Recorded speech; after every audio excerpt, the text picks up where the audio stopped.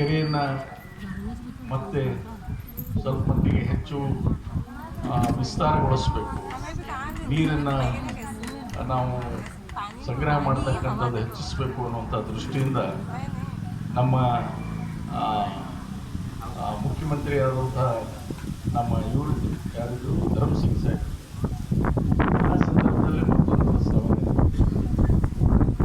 ಅದು ಸಿದ್ದರಾಮಯ್ಯ ಸಾಹೇಬರು ಬಂದಾಗ ಅದಕ್ಕೆ 55 ಲಕ್ಷದ 55 ಲಕ್ಷ ರೂಪಾಯಿ ಕೊಟ್ಟರು. ಆ 55 ಲಕ್ಷದಲ್ಲಿ ಮತ್ತು ಕೆರೆಯ ಪಾತಾಳವನ್ನು ಜಾಸ್ತಿ ಮಾಡಿ ಸ್ವಲ್ಪ ಮಟ್ಟಿಗೆ ನೀರನ್ನು ಹಿಡಿಯುವಂಥ ಕೆಪಾಸಿಟಿಯನ್ನು ಇನ್ಕ್ರೀಸ್ ಮಾಡ್ತಾರೆ. ಇದು ಸಾಲದು ಅನ್ನುವಂಥದ್ದು ಎಲ್ಲರ ಗಮನಕ್ಕೆ ಬರುವಂಥದ್ದು. ಯಾಕಂದರೆ ಭಾಳ ಮಂದಿ ಗೊತ್ತಿಲ್ಲ, ಇಲ್ಲಿ ಭಾಳ ಚೆನ್ನಾಗಿ ಸ್ವಲ್ಪ ಜನ ಏನಪ್ಪ ಅಂದ್ರೆ ಹಿರಿಯರಿಗೆ ವಯಸ್ಸಿನ ಹುಡುಗರಿಗೆ ಅಷ್ಟೊಂದು ಕಲ್ಪನೆ ಇರಲಿಕ್ಕಿಲ್ಲ. 30 ವರ್ಷ 45 ವರ್ಷದ ಹಿಂದೆ ಏನಿತ್ತು ಈ ಊರಿನ ಪರಿಸ್ಥಿತಿಯನ್ನು ಸಾಕಷ್ಟು ಜನಕ್ಕೆ ಗೊತ್ತಿಲ್ಲ. ಈ IB ಬಿಟ್ಟರೆ ಈ ಕಡೆ ಏನೋ ಊರೇ ಇರಲಿಲ್ಲ. ಈ IB ಬಿಟ್ಟರೆ ಈ ಕಡೆ ಊರಿರಲಿಲ್ಲ, ಬಸ್ ಸ್ಟ್ಯಾಂಡಿಂದ ಆ ಕಡೆ ಊರಿರಲಿಲ್ಲ. APMC ಮಾರ್ಕೆಟ್ ಲಾಸ್ಟ್ ಈ ಇರತಕ್ಕಂಥ ಈ ಏನಿಲ್ಲಿ ರಸ್ತೆ ಹೈವೇ ಇದೆ, ಹೈವೇಯಿಂದ ಈ ಕಡೆ ಊರೇ ಇಲ್ಲ. ಲಾಸ್ಟ್ ಏನು ಈ ನಮ್ಮ ಗೊಲ್ರ ಮಂದಿಗೆ ಕೃಷ್ಣ ಗೊಲ್ರಿಗೆ ಏನು ಮನೆ ಕೊಟ್ಟಿದ್ದಾರೆ SM ಗುರುವಳ್ಳಿ ಕಾಲಕ್ಕೆ ಕೊಟ್ಟರು. ಯಾಕೆ ಕೊಟ್ಟರು? ಊರು ಹೊರಗಿರ್ಬೇಕಂತ ಕೊಟ್ಟರು.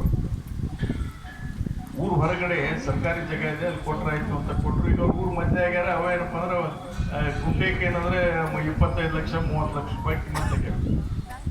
ಅಂದ್ರೆ ಊರು ಬೆಳೀತಾ ಇದೆ, ಕಲ್ಪನಾ ಭಾಳ ಜನಕ್ಕಿಲ್ಲ. ಊರು ಅಷ್ಟೇ ಇತ್ತು. ಅಲ್ಲಿ ಇಲ್ಲಿ ಕೂತರು ನಮ್ಮ ಪತ್ರಿಕಾ ಮಾಧ್ಯಮದ ಮಿತ್ರರು, ನಮ್ಮ ಗೋರ್ಪಡಿಯವರು, ಅವರೊಂದು ಲೇತ್ ವರ್ಕ್ಶಾಪ್ ಹಾಕಿದ್ರು.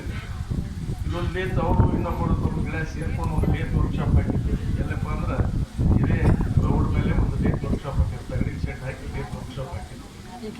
ನಾನು ಖಾಯಂ ಆ ಲೇತ್ ವರ್ಕ್ಶಾಪ್ನಲ್ಲಿ ಹೋಗಿ ಕೂತ್ಕೊಳ್ಳೋ, ಯಾಕಂದ್ರೆ ಮಷಿನರಿ ಇದ್ದು ನಾನು ರಿಪೇರಿ ಇದ್ದರೆ ರಾತ್ರಿ ರಿಪೇರಿ ಮಾಡಿಕೊಡೋ.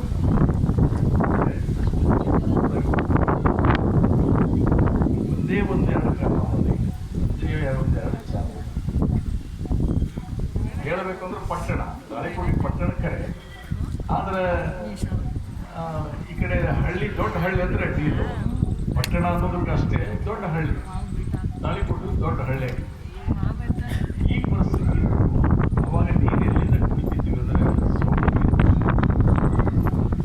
ಸೌಳಿ ಏನು ಹಳ್ಳ ಇದೆ, ಮೇಲೆ ಬರ್ತಕ್ಕಂಥ ಹಳ್ಳ ಇದೆ. ಆ ಹಳ್ಳದಲ್ಲಿ ಒಂದಿಷ್ಟು ಸಿಹಿ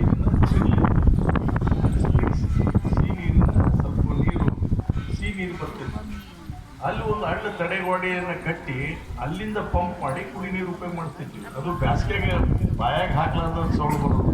ಯಾಕ್ರಿ ಜನ ಯಾಕೆಂದ್ರಿ ನಾನು ಯಾಕೆ ಹೇಳ್ತೀನಿ ಅಂತಂದ್ರೆ ಇವರ ಜೊತೆ ಒಂದು ದಿವಸ ನಿಲ್ಲುವಂಥದ್ದು. ಹಾಗೆ ನಮ್ಮ ಗ್ರಾಮಗಳೇ ಬೆಳೀತಾವೆ, ಜನಸಂಖ್ಯೆ ಹೆಚ್ಚಾಗುತ್ತೆ, ಸೌಕರ್ಯಗಳು ಹೆಚ್ಚು ಬಯಸ್ತವೆ. ಅದರ ತಕ್ಕಂತೆ ನಾವು ಸ್ಪಂದಿಸಬೇಕಾದಂಥ ಕರ್ತವ್ಯ ಎಲ್ಲ.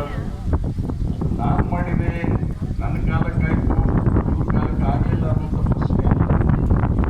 ಸದಾಕಾಲ ಯಾರ್ಯಾರು ಸಂದರ್ಭಾನುಸಾರವಾಗಿ ನೀವು ಆಯ್ಕೆ ಮಾಡಿರ್ತೀರಿ, ಅವರು ಜನರ ಬಗ್ಗೆ ಹಿತದೃಷ್ಟಿ ಇಟ್ಕೊಂಡು ಕೆಲಸ ಮಾಡಬೇಕಂತ ಅವಶ್ಯಕತೆ ಇರುತ್ತೆ. ಮತ್ತು ಅವರು ಕೆಲಸವನ್ನು ಕೂಡ ಮಾಡಿದ್ದಾರೆ ಅನ್ನುವಂಥ ಮಾತನ್ನು ಹೇಳ್ತೀನಿ. ಯಾರಿಗೂ ಅಲ್ಲಿಗಳಂತದಿಲ್ಲ.